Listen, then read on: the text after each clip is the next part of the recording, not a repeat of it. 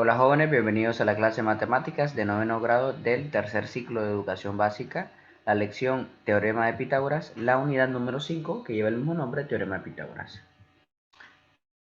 Mi nombre es Franklin Fugón, siempre es un gusto compartir con ustedes y hoy estudiaremos la clase número 1, Teorema de Pitágoras. El objetivo de esta videoclase principalmente es establecer la relación entre las áreas de los cuadrados contiguos a los catetos de un triángulo rectángulo y el cuadrado de la hipotenusa. Los materiales son libro de texto, cuadernos, lápices, entre otros. Estos contenidos se ubican en la página 130 de la guía del docente y 102 del libro de texto del estudiante.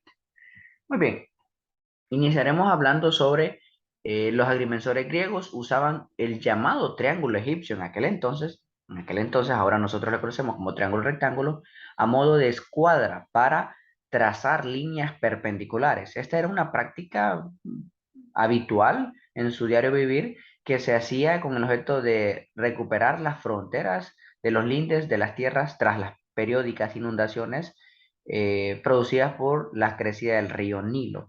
Entonces podríamos observar a la derecha esta imagen que representa justamente ese triángulo egipcio en aquel entonces, ahora nosotros le llamamos como triángulo rectángulo.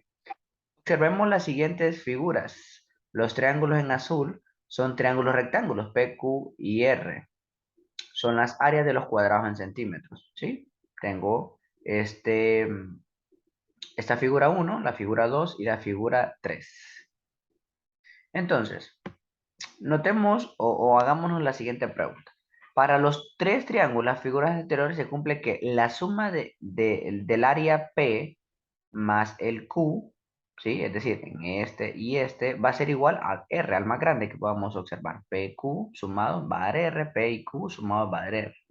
Entonces la pregunta es, ¿se cumplirá esto para todo triángulo rectángulo? ¿Sí o no? Es una muy buena interrogante. Pero quiero que comprobemos esto, ¿verdad? En el caso de la figura 1, nosotros observamos que como es un cuadrado, tenemos cuatro cuadraditos, ¿verdad?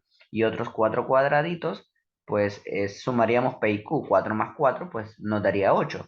Podemos comprobarlo por acá también. Aquí tenemos cuatro triángulos. Estos dos son mitad de un cuadrado, entonces complementan uno, sería 5. Estos dos serían 6. Estos dos serían 7. Estos dos serían 8, ¿sí? Entonces podemos ver que en la figura 1 pues es bastante notorio que sí se cumple, que la suma de esas áreas de P y Q nos va a dar R. En este caso tenemos 4 más 4, tendríamos 8. Veamos la otra, tenemos un cuadrado que tiene del lado 4, 4 por 4 sabemos que es 16, ¿sí? Entonces serían 16 cuadrados para este P y para Q tenemos 3 por 3 que sería 9, 16 más 9 sería 25. Si nosotros nos ponemos a calcular esto, pues también observamos que nos va a dar 25, el área de R, ¿sí? Y finalmente el área de P, que sería 4 por 4, sería 16, más 1 que es el Q, sería 17, que también se cumpliría para R.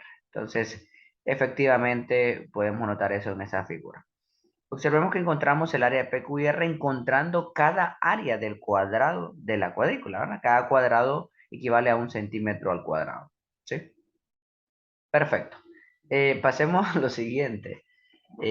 Tomemos como referencia la figura de la derecha, ¿sí? El ejemplo 1.1. Si el lado, ojo con esto, si el lado del cuadrado P mide A, es decir, aquí está A, y el área del cuadrado Q mide B, bueno, el lado, perdón, del área Q mide B, entonces podríamos pensar en que el área de este cuadrado R, su lado mide C, miren, aquí está. Entonces, ¿de qué otra manera nosotros podemos expresar la suma de las áreas de P más Q igual a R, ¿sí? Es decir, P más Q áreas igual a R, teniendo sus lados, los lados de esos cuadrados. Entonces observemos lo siguiente. Al ser P, Q y R áreas de cuadrados, nosotros recordemos que el área de un cuadrado se expresa como L por L. O de una forma un poco más estética, L al cuadrado, ¿sí? Entonces, sabiendo que las medidas de sus lados son A, B y C respectivamente, podemos expresar sus áreas como el área de P sería A al cuadrado. Recordemos, viene de esto. En vez del lado yo pongo A, ¿sí? A al cuadrado y lo voy a subrayar. El área de Q sería B al cuadrado, ¿sí? Y el área de R sería C al cuadrado. Entonces, si nosotros sustituimos los valores aquí en esta expresión P más Q más R, P más Q igual a R, entonces nos quedaría El área de P ya no lo voy a expresar como P, sino como A al cuadrado. Miren, A al cuadrado más el área de Q ya no lo voy a expresar como Q, sino como B al cuadrado. Y R ya no lo expreso así, sino que lo voy a expresar como C al cuadrado. Entonces obtengo esto que está por acá. A al cuadrado más B al cuadrado igual a C al cuadrado. ¿Sí? Como una forma de expresarlo en función de la longitud de los lados del cuadrado. Entonces, P más Q igual a R se puede expresar como A al cuadrado más B al cuadrado igual a C al cuadrado. Muy bien. Y bueno, esta es una clase bastante corta. Así que en base al ejemplo anterior, las figuras anteriores, ¿cuáles de las siguientes expresiones denotan el significado de la ecuación A al cuadrado más B al cuadrado igual a C al cuadrado? Ojo, solamente tengo que observar estas dos. En todo triángulo rectángulo, el cuadrado de la longitud de la hipotenusa es igual a la suma de las longitudes de los catetos elevada al cuadrado.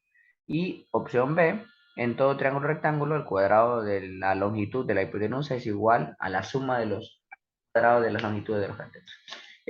Puede ser como un poquito de, me escapa como un juego de palabras, pero analizándolo detenidamente ustedes pueden llegar justamente a esa respuesta. Bueno, los dejo ahí para que ustedes piensen y ustedes simplemente mencionan cuál de estas dos expresiones pues representa esta equivalencia a la cual nosotros hemos llegado el día de hoy. ¿De acuerdo? Perfecto. Bueno, mi nombre es Franklin Fon, siempre es un gusto acompañarles y soy docente del Centro Técnico Hondureño Alemán, San Pedro Sula Cortés, Honduras. Nos vemos en un próximo video.